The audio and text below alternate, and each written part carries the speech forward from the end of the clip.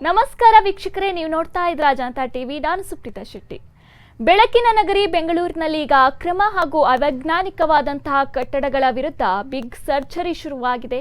ಫುಟ್ಪಾತ್ಗಳ ಒತ್ತುವರಿ ತೆರವು, ರಾಜಕಾಲುವೆ ಒತ್ತುವರಿ ತೆರವು ನಡೆಸ್ತಾ ಇದ್ದ ಗ್ರೇಟರ್ ಬೆಂಗಳೂರು ಪ್ರಾಧಿಕಾರ ಇದೀಗ ನಗರದ ಇತಿಹಾಸದಲ್ಲೇ ಅತಿ ದೊಡ್ಡ ಮತ್ತು ಅತ್ಯಂತ ಅಪಾಯಕಾರಿ ಡೆಮಾಲಿಷನ್ ಮಾಸ್ಟರ್ ಪ್ಲಾನ್ ರೂಪಿಸಿದೆ. ಎಸ್ಎನ್ಎನ್ ರಾಜ್ ಕಾರ್ಪ್ ಸಂಸ್ಥೆ ನಿರ್ಮಿಸಿದ್ದ ಬರೋಬ್ಬರಿ 200 ಕೋಟಿ ರೂಪಾಯಿ ಮೌಲ್ಯದ 49 ಐಷಾರಾಮಿ ಫ್ಲಾಟ್ಗಳನ್ನು ಹೊಂದಿದ್ದ 18 ಅಂತಸ್ತಿನ ಬೃಹತ್ ಅಪಾರ್ಟ್ಮೆಂಟ್ ಅನ್ನ ನೆಲಸಮಗೊಳಿಸಲು ಜಿಬಿಎ ಮಹತ್ವದ ತೀರ್ಮಾನವನ್ನ ತೆಗೆದುಕೊಂಡಿದೆ. ಕಾರಣ ಏನು ಅಂದ್ರೆ, ಅವೈಜ್ಞಾನಿಕ ನಿರ್ಮಾಣ. 18 ಅಂತಸ್ತಿನ ಈ ಕಟ್ಟಡದಲ್ಲಿ ತೀವ್ರ ಸ್ವರೂಪದ ರಚನಾತ್ಮಕ ಹಾನಿ ಅಂದ್ರೆ ಸ್ಟ್ರಕ್ಚರಲ್ ಡ್ಯಾಮೇಜ್ ಪತ್ತೆಯಾಗಿದೆ. ಕಟ್ಟಡವು ಈಗಾಗಲೇ ಒಂದು ಬದಿಗೆ ವಾಲ್ತಾ ಇದೆ. ಯಾವುದೇ ಕ್ಷಣದಲ್ಲಾದ್ರೂ ಧರೆಗುರುಳಿ ನೂರಾರು ಜೀವಗಳನ್ನ ಬಲಿ ಪಡೆಯುವ ಭೀತಿ ಎದುರಾಗಿದೆ.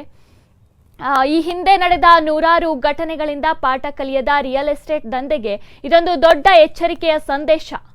ಸಾರ್ವಜನಿಕರ ಜೀವ ರಕ್ಷಣೆಗಾಗಿ ಜಿಬಿಎ ಮುಖ್ಯ ಆಯುಕ್ತ ಎಂ ಮಹೇಶ್ವರ್ ರಾವ್ ಹಾಗೂ ಕಟ್ಟಡದ ಮಾಲೀಕರ ನಡುವೆ ನಡೆದ ಉನ್ನತ ಮಟ್ಟದ ಸಭೆಯಲ್ಲಿ ತಕ್ಷಣವೇ ಕಟ್ಟಡವನ್ನ ಡೆಮಾಲಿಷನ್ ಮಾಡುವಂತಹ ಆದೇಶವನ್ನ ಹೊರಡಿಸಿದ್ದಾರೆ. ವಿಶೇಷ ಏನು ಅಂದ್ರೆ, ಈ ಅಪರಾಧದ ಹೊಣೆ ಹೊತ್ತಿರುವಂತಹ ಎಸ್ಎನ್ಎನ್ ರಾಜ್ ಕಾರ್ಪ್ ಸಂಸ್ಥೆಯೇ ಡೆಮಾಲಿಷನ್ ಸಂಪೂರ್ಣ ವೆಚ್ಚ ಭರಿಸಲು ಒಪ್ಪಿಕೊಂಡಿದೆ. ಇಷ್ಟೊಂದು ದೊಡ್ಡ ಪ್ರಮಾಣದ ಕಟ್ಟಡ ಒಂದೇ ದಿನದಲ್ಲಿ ವಾಲೋದಕ್ಕೆ ಸಾಧ್ಯನಾ?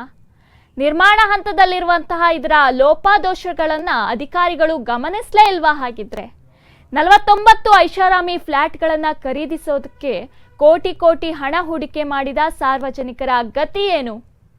ಕಟ್ಟಡ ತೆರವು ಮಾಡುವುದು ಸರಿ, ಆದರೆ ಕಳಪೆ ಕಾಮಗಾರಿಗೆ ಅನುಮತಿ ನೀಡಿದ ಭ್ರಷ್ಟ ಅಧಿಕಾರಿಗಳು ಹಾಗೇನೆ ಬಿಲ್ಡರ್ಗಳ ಮೇಲೆ ಕಠಿಣ ಕ್ರಮ ಜರುಗಿಸದೇ ಇದ್ರೆ ಬೆಂಗಳೂರಿನಲ್ಲಿ ಇಂತಹ ಅಪಾಯಕಾರಿ ಗೋಪುರಗಳು ಎತ್ತುತ್ತಲೇ ಇರುತ್ತೆ.